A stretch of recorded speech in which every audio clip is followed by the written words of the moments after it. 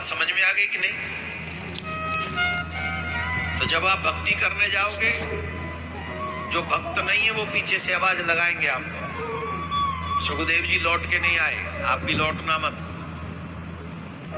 चले जाओ भगवान के भक्ति के पथ पर चले जाओ और जम के भगवान की भक्ति करो, जम के।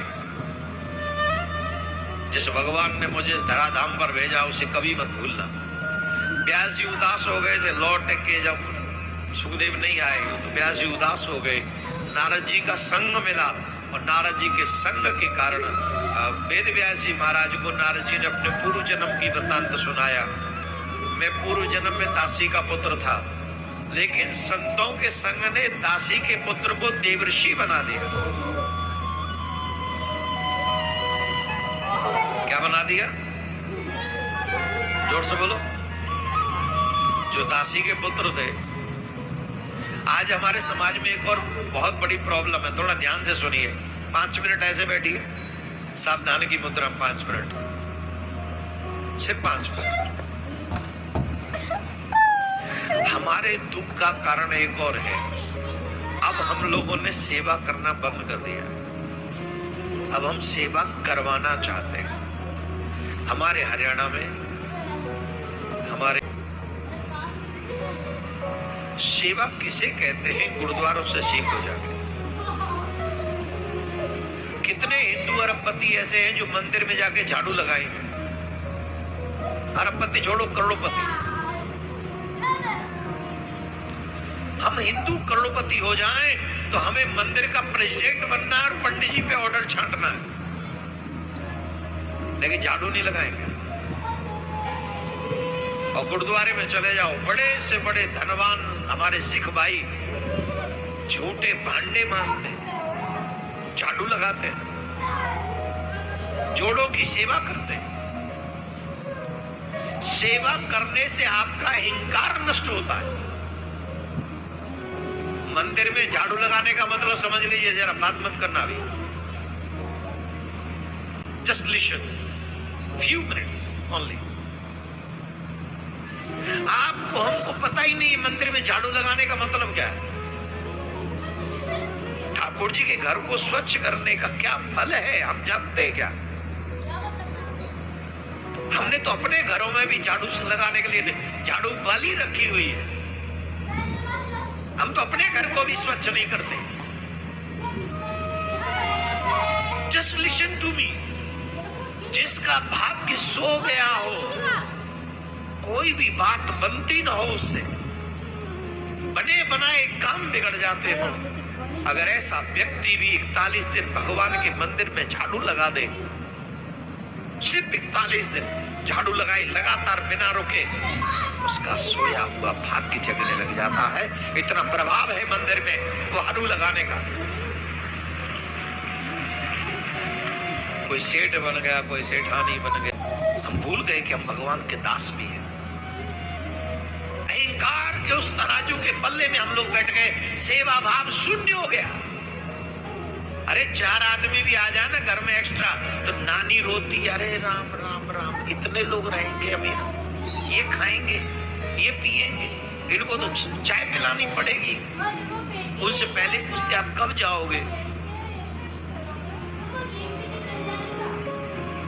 हमारे यहाँ कबीरदास बाबा कहते हैं, आवत ही हर से नहीं नैनन नहीं स्नेह। तुलसीदास बाबा ने कहा, तुलसी वहां न जाइए चाहे कंचन वर्षे में। अरे जब तुम्हारे यहाँ कोई अतिथि आ जाए ना, तुम्हारी बहनों ही आ जाए, नंदे आ जाए, कोई भी कुछ लगाना अपना, कोई भी तुम्हारा तो आता ही होगा। तो हो गया, ये मेरे घर में आए हैं, मैंने कुछ खिला पाऊंगा, इनकी सेवा कर पाऊंगा, खुश हो जाओ, प्रसन्न हो जाओ, झूमो। मामा मासी क्या गए? एक बात और ध्यान रखना, जब तुम किसी को प्रसन्न होकर खिलाते हो, तुम्हें पता भी नहीं है कि खाने वाला तुम्हारे पाप खा रहा है और तुम्हें निष्पाप कर रहा है। तुम्हारे घर में कोई अतिथि आ जाए, साक्षात भगवान आए हैं ऐसा भाव रखकर उनकी पूजा करो। अतिथि वो जो रिश्तेदार तो ना हो पर अननोन हो, फिर भी तुम्हारे यहाँ आके रुक गया, कर लिया तुम्हारे सारे संकट काटेंगे। लेकिन अब वो आके बैठ गया और तुम जो हाय हाय चाय भी बनानी पड़ेगी इसके लिए। कितने घरों में चले जाओ पानी के नहीं पूछते कोई, हाँ भाई साहब बताइए क्या काम था, तो भाई साहब कहते मैं घर में घुस जाऊं, नहीं भाई साहब आप बताइए क्या काम था, अरे थोड़ा बैठ जाऊंगा, भाई साहब प्लीज टेल मी, घर में कोई नहीं है, मैं अंदर नहीं आने दूंगा आपको, इस काम से आया था, नहीं नहीं यो आई एम सॉरी, पानी की भी नहीं पूछा, उसे विदा कर दिया घर के बाहर से। फिर कहाँ गए अतिथि देवो भव। जिन घरों में अतिथियों को देखकर प्रसन्नता न होती हो ऐसे घरों का त्याग करके, इससे तो बढ़िया गुरुद्वारे में जाके लंगर में बैठ के खा लेना चाहिए।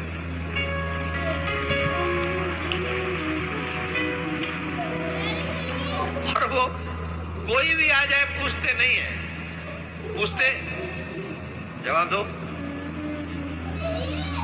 सेवा करने से व्यक्ति अहंकार रहित हो जाता है और हम लोगों ने सेवा करना बंद कर दिया। अरे संत महात्माओं की तो सेवा खाक करेंगे, अपने माँ बाप की सेवा नहीं कर रहे हम।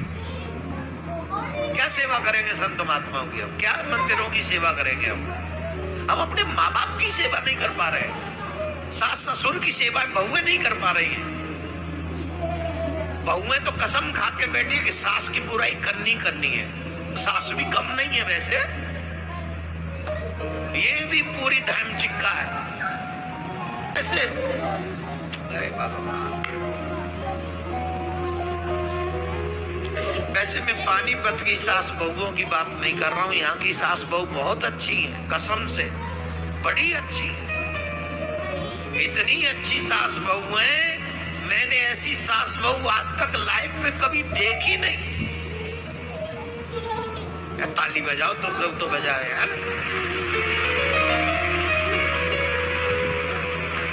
यहाँ की सासें बहुत अच्छी, यहाँ की बहुएं उनसे भी अच्छी, एक ही बोतल से पानी पी लेती दोनों।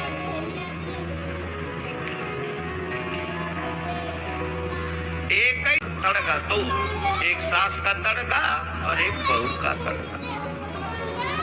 और जब बाद में पता चलता है दो तड़का लग गए, फिर जो घर में शांति युद्ध होता है, तो यहाँ जैसी सास बहू मैंने नहीं देखी, बहुत अच्छी है। भगवान कृपा करे पानीपत की चौथी लड़ाई इनकी न हो।